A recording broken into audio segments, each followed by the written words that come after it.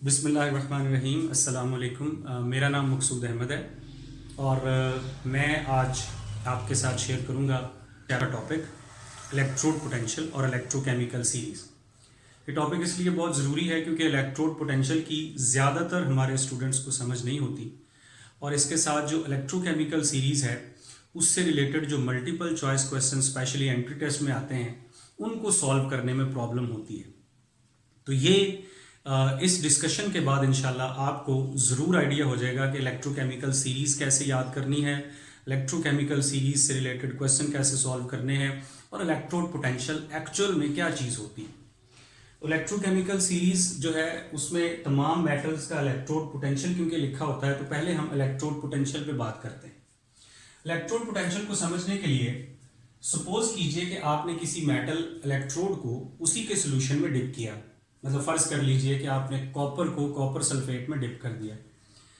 जब तक आप उसको उसके सोल्यूशन में डिप नहीं करेंगे मेटल के ऊपर कोई पोटेंशियल नहीं होगा, लेकिन जैसे ही आप उसको सोल्यूशन के अंदर डिप करते हैं, सोल्यूशन उसी मेटल का हो, तो उस मेटल इलेक्ट्रोड का और सोल्यूशन के दरमियान एक पोटेंशियल डिफरेंस क्रिएट हो जाता है।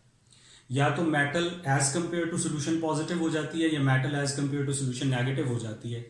मेटल और सोल्यूशन के पोटेंशियल डिफरेंस की वजह से मेटल के ऊपर जो पोटेंशियल है इसको कहते हैं स्टैंडर्ड इलेक्ट्रोड पोटेंशियल।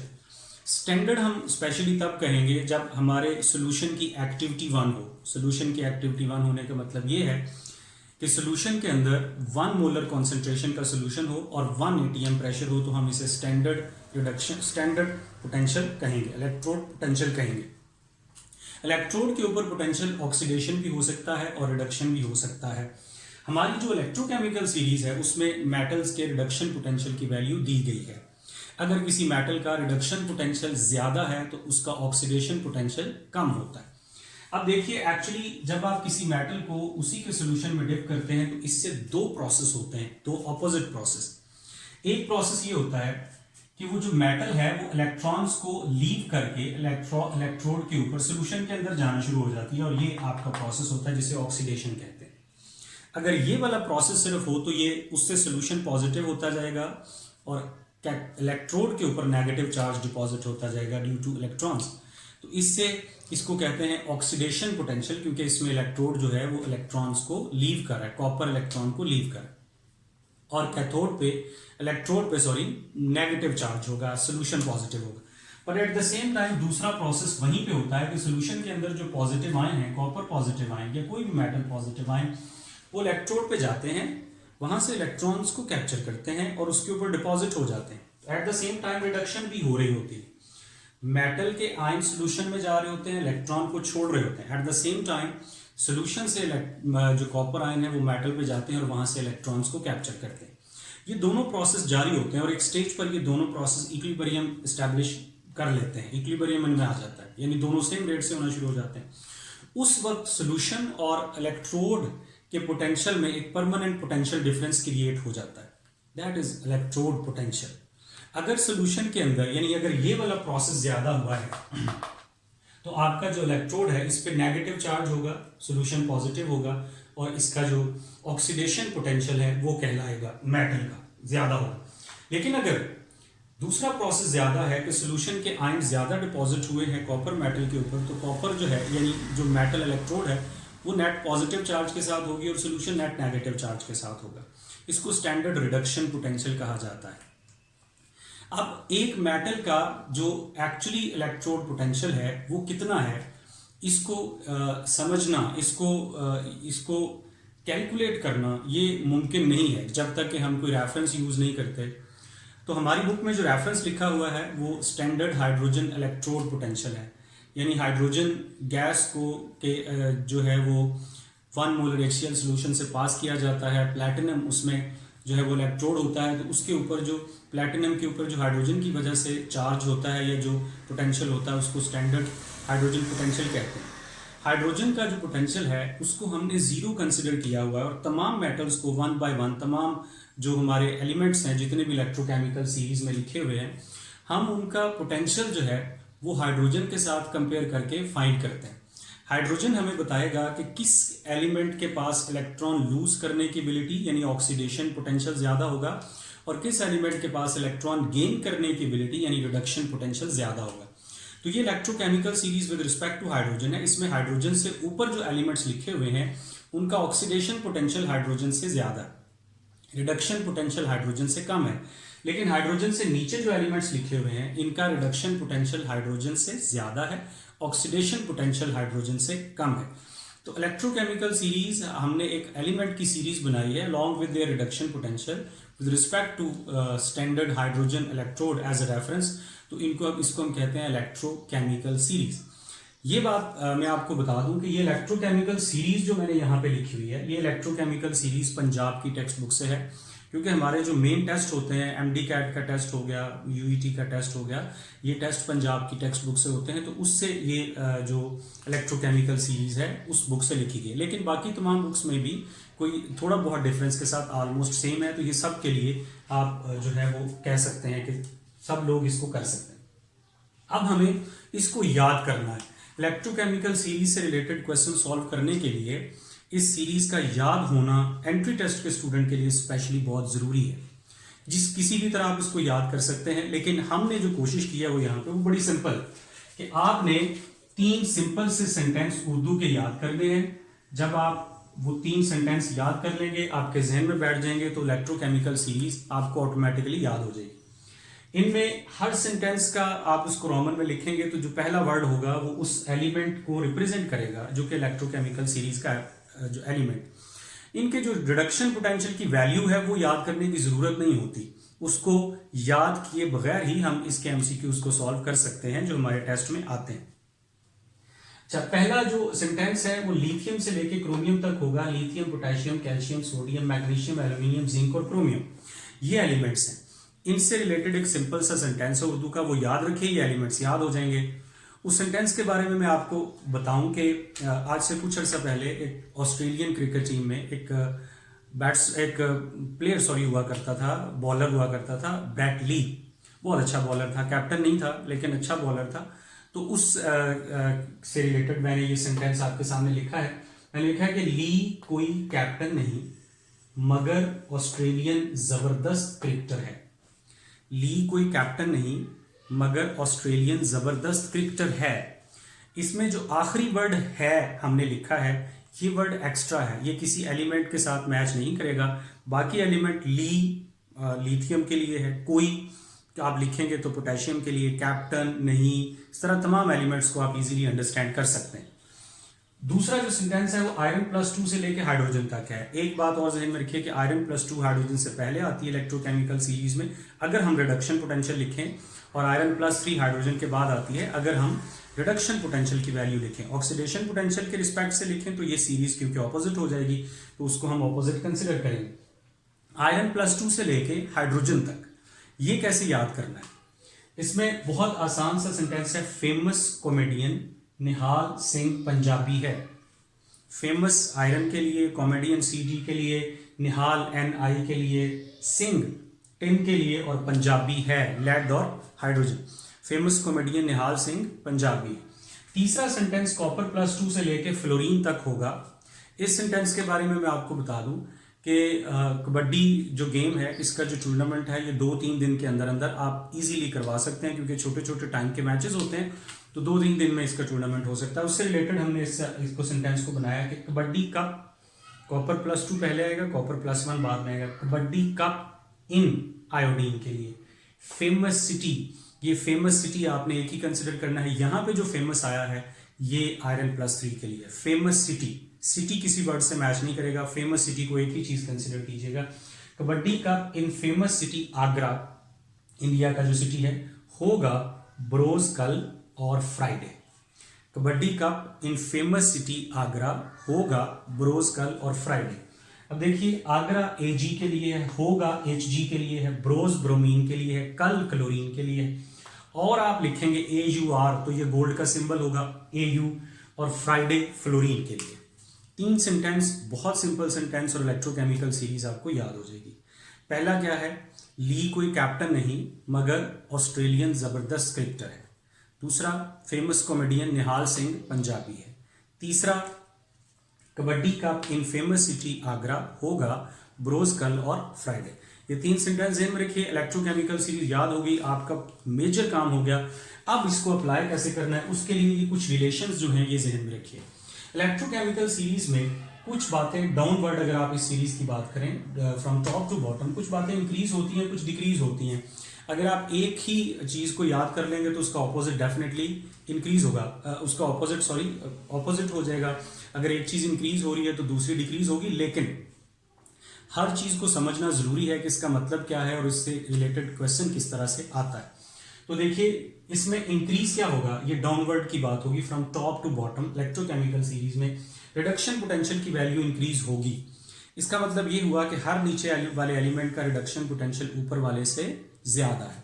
सबसे ऊपर वाले लिथियम का रिडक्शन पोटेंशियल सबसे कम है, फ्लोरीन का रिडक्शन पोटेंशियल सबसे ज्यादा है। तो लिथियम में रिड्यूस होने की एबिलिटी कम है, ऑक्सीडाइज होने की एबिलिटी ज्यादा है, और फ्लोरीन में ऑक्सीडाइज होने की एबिलिटी जो है वो कम है, रिड्यूस होने की एबिलिटी ज्यादा है। दूसरी बात, डिक्रीज क्या होगा, ऑक्सीडेशन पोटेंशियल। रिडक्शन पोटेंशियल की वैल्यू बढ़ेगी, ऑक्सीडेशन पोटेंशियल की वैल्यू कम होगी। एबिलिटी टू गेन इलेक्ट्रॉन ज्यादा होगा, यानी जो जो आप नीचे को जाते जा रहे हैं एलिमेंट्स में इलेक्ट्रॉन को गेन करने की एबिलिटी बढ़ रही है और इलेक्ट्रॉन लूज करने की एबिलिटी कम हो रही है। ये दूसरा पॉइंट है। तीसरा, ऑक्सीडाइजिंग पावर। ये बड़ी इंपॉर्टेंट बात है। ऑक्सीडाइजिंग पावर का मतलब है कि एलिमेंट का दूसरों को ऑक्सीडाइज करने की एबिलिटी। जो जो आप टॉप टू बॉटम जाएंगे रिडक्शन पोटेंशियल बढ़ेगा, जितना रिडक्शन पोटेंशियल ज्यादा होगा उतना अच्छा एलिमेंट ऑक्सीडाइजिंग एजेंट होगा। क्योंकि जब कोई एलिमेंट रिड्यूस होता है तो वो किसी दूसरे से इलेक्ट्रॉन लेता है, जब वो किसी से इलेक्ट्रॉन लेगा तो उसको ऑक्सीडाइज कर देगा। So greater the reduction potential greater is oxidizing power. तो टॉप टू बॉटम आप जाएंगे, रिडक्शन पोटेंशियल की वैल्यू बढ़ेगी, ऑक्सीडाइजिंग पावर भी साथ साथ बढ़ेगी। हर नीचे वाला एलिमेंट ऊपर वाले से अच्छा ऑक्सीडाइजिंग एजेंट है। सो 4 एलिमेंट के ऑप्शंस में अगर आपसे ये पूछा जाए कि which one is best oxidizing agent, तो सीरीज में जो सबसे नीचे आता है which one is best reducing agent, series में जो टॉप पे आता है, क्योंकि top to bottom reducing power जो है वो एलिमेंट्स की कम होती है।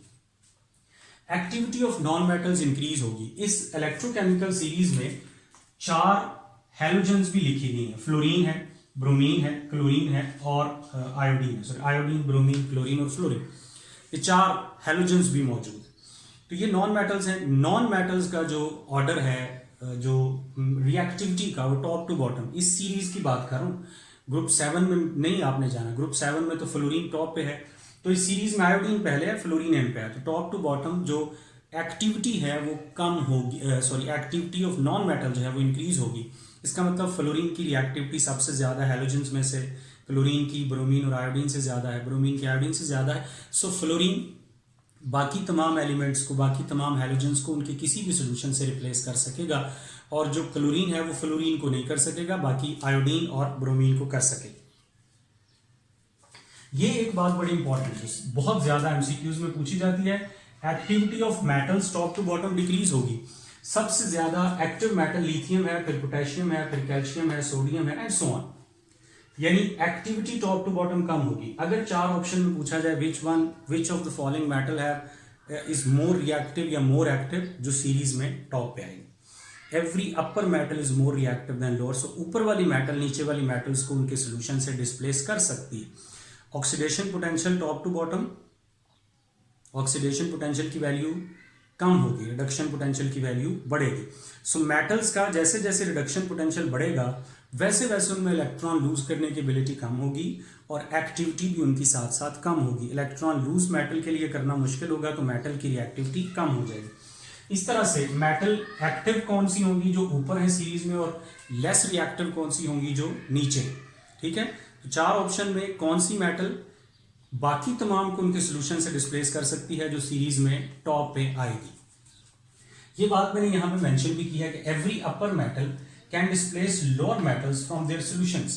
फॉर एग्जांपल, अगर आप जिंक को कॉपर सल्फेट में डाल देते हैं, जिंक इलेक्ट्रोड को कॉपर सल्फेट के सोल्यूशन में, तो आहिस्ता आहिस्ता वो सोल्यूशन जो है वो जिंक सल्फेट का बन जाएगा और कॉपर सेपरेट हो जाएगा। जिंक ज्यादा ताकतवर है, ज्यादा रिएक्टिव है, तो कॉपर को वहां से निकाल मारेगी। लेकिन अगर इसका ऑपोजिट करें, अगर आप कॉपर को जिंक के सोल्यूशन में डालें तो रिएक्शन नहीं होगा। एक सवाल ये भी होता है कि which one of the following reaction is feasible. अगर आपके सामने कोई ऐसा रिएक्शन लिखा है जिसमें लोअर मेटल अपर मेटल को डिस्प्लेस कर रही है, तो वो रिएक्शन नहीं होगा, स्पॉन्टेनियस नहीं होगा, फिजिबल नहीं होगा। तो reverse in case of non metal, यानी मेटल्स की एक्टिविटी टॉप टू बॉटम कम होती है और नॉन मेटल्स की activity top to bottom increase होती है।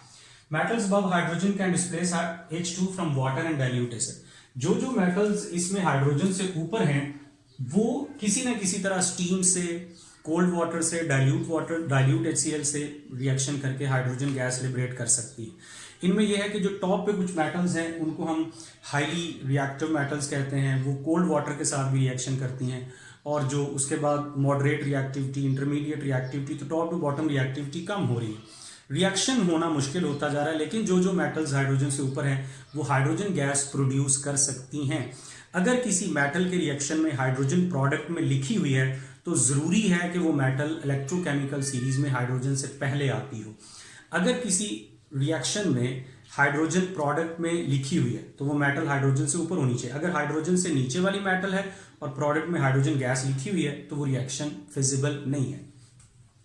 फिर जो लोअर मेटल्स हैं वो डिस्प्लेस नहीं कर सकती। ये हमारा जो है वो कॉन्सेप्ट है। अगर ये चीज़ें याद हैं अलॉन्ग विद इलेक्ट्रोकेमिकल सीरीज तो कोई क्वेश्चन आप MCQ स्पेशली जो है वो आपका नहीं रह सकता, चाहे वो एंट्री टेस्ट का हो या रेगुलर पेपर का हो या जो भी हो। तो अब ये क्वेश्चन मैंने लिखा है, एक MCQ लिखा है जो 2019 में MDCAT के पेपर में आया है। इसमें जितने भी एलिमेंट्स दिए गए हैं उन तमाम का रिडक्शन पोटेंशियल भी दिया गया था। प्रॉबेबली तो यही होता है कि रिडक्शन पोटेंशियल की वैल्यू दी जाती हैं, फिर पूछा जाता है ज़्यादा रिएक्टिव कौन है, कम रिएक्टिव कौन है, ऑक्सीडाइजिंग एजेंट कौन है, रिड्यूसिंग एजेंट कौन है, कौन डिस्प्लेस कर सकता है, कौन डिस्प्लेस हो सकता है, वगैरह वगैरह। लेकिन अगर आप इस क्वेश्चन को बगैर रिडक्शन पोटेंशियल की वैल्यू के भी आप करें तो सॉल्व हो सकता है। देखिए इसमें फर्स्ट ऑप्शन है कि मैग्नीशियम हाइड्रोजन किसी हाइड्रोजन के सोल्यूशन से रिएक्शन करके हाइड्रोजन गैस प्रोड्यूस कर रहा है। मैग्नीशियम हाइड्रोजन प्रोड्यूस कर सकता है, शर्त यह है कि मैग्नीशियम इलेक्ट्रोकेमिकल सीरीज में हाइड्रोजन से ऊपर हो, यानी मैग्नीशियम की एक्टिविटी ज्यादा हो, यानी इसका रिडक्शन पोटेंशियल कम हो। बिल्कुल ऐसा ही है, हाइड्रोजन से पहले देखिए मैग्नीशियम आती है तो magnesium can produce hydrogen from water और डाइल्यूट एसिड, तो ये रिएक्शन बिल्कुल फिजिबल है। क्वेश्चन भी यही पूछा गया था कि विच of the following reaction is feasible, तो यही फिजिबल है, बाकी सारे गलत है। बाकी किस तरह से गलत है वो देख लीजिए। क्लोरीन ने, इसमें आयोडीन ने क्लोरीन को रिप्लेस कर दिया। क्लोरीन का कोई सोल्यूशन था, फॉर एग्जांपल NaCl कह लीजिए, आयोडीन गया उसने NaI बना लिया और क्लोरीन गैस को निकाल दिया। ऐसा मुमकिन नहीं है क्योंकि क्लोरीन को आयोडीन डिस्प्लेस नहीं कर सकता, क्लोरीन आयोडीन को डिस्प्लेस कर सकता है। नॉन मेटल्स की हैलोजेंस की रिएक्टिविटी टॉप टू बॉटम बढ़ती है, क्लोरीन ज्यादा रिएक्टिव है आयोडीन से, तो आयोडीन क्लोरीन को डिस्प्लेस नहीं कर सकता। तीसरा है कि गोल्ड ने किसी सॉल्यूशन से रिएक्शन किया वाटर या डाइल्यूट एसिड से, और हाइड्रोजन गैस प्रोड्यूस कर दी। ये मुमकिन तब होगा अगर जो मेटल यहाँ पे गोल्ड लिखी हुई है अगर वो हाइड्रोजन से ऊपर फॉल करती है तो। बट अगर आप इलेक्ट्रोकेमिकल सीरीज को देखेंगे तो गोल्ड बहुत नीचे। गोल्ड और प्लेटिनम को नोबल मेटल्स कहते हैं। गोल्ड और प्लेटिनम सिवाय एक्वारिजिया के किसी के साथ रिएक्शन नहीं करती, तो ये रिएक्शन भी फिजिबल नहीं होगा। तीसरा जो फोर्थ वाला जो ऑप्शन है उसमें लिखा था कि कॉपर को जिंक के किसी सोल्यूशन में डाला। जैसे मैं आपसे कह रहा था, फर्ज कीजिए कॉपर को जिंक सल्फेट में डाला, इससे कॉपर आयन प्रोड्यूस हो गए, यानी कॉपर का सोल्यूशन बन गया और जिंक डिस्प्लेस हो गया। कॉपर ने जिंक को डिस्प्लेस कर दिया, कॉपर ने जिंक को डिस्प्लेस कर दिया, ये मुमकिन नहीं। कॉपर जिंक को डिस्प्लेस नहीं कर सकता, जिंक कॉपर को कर सकता है। ये तो डिस्प्लेसमेंट रिएक्शन से। अगर आपको ये बिल्कुल ही समझ नहीं आ रही कि डिस्प्लेस कौन हो रहा है, कौन कर रहा है, तो आप सिर्फ ये करें कि ऑक्सीडेशन की जो पावर है, यानी ऑक्सीडाइज जो जिसे आप ऑक्सीडेशन स्टेज कहते हैं, वो रिएक्टेंट और प्रोडक्ट में चेक कीजिए मेटल की, और फिर देखिए कि जिसके साथ उसका रिएक्शन लिखा हुआ है उससे वो ऊपर है या नीचे है, उसको ऑक्सीडाइज होना चाहिए या रिड्यूस होना चाहिए। देखें फॉर एग्जाम्पल क्लोरीन की अगर आप ऑक्सीडेशन स्टेट देखते हैं तो यहाँ पे -1 है, यहाँ पे 0 है। ऑक्सीडेशन स्टेट का डिक्रीज होना क्या कहलाता है? रिडक्शन। लिहाजा ऑक्सीडेशन स्टेट यहाँ पे इंक्रीज हुई है, ऑक्सीडेशन। क्लोरीन ऑक्सीडाइज हुआ है। अब क्लोरीन रिएक्शन किससे कर रहा है? आयोडीन के साथ, और ऑक्सीडाइज हुआ है। अगर क्लोरीन ऑक्सीडाइज हुआ है तो इसका मतलब ये हुआ है कि क्लोरीन आयोडीन से ऊपर होना चाहिए, क्योंकि ऊपर वाले एलिमेंट ऑक्सीडाइज होते हैं, नीचे वाले रिड्यूस होते हैं। तो यहाँ पे तो आयोडीन पहले आता है, लिहाजा अगर आयोडीन और क्लोरीन का इंटरेक्शन होगा तो आयोडीन ऑक्सीडाइज होगा, क्लोरीन ऑक्सीडाइज नहीं होगा। तो आप इनकी ऑक्सीडेशन स्टेट से भी फाइंड कर सकते हैं कि किसको ऑक्सीडाइज होना चाहिए, किसको रिड्यूस होना चाहिए। आप इंशाल्लाह तमाम जो क्वेश्चंस हैं इसके इजीली सॉल्व कर सकते हैं। Thank you.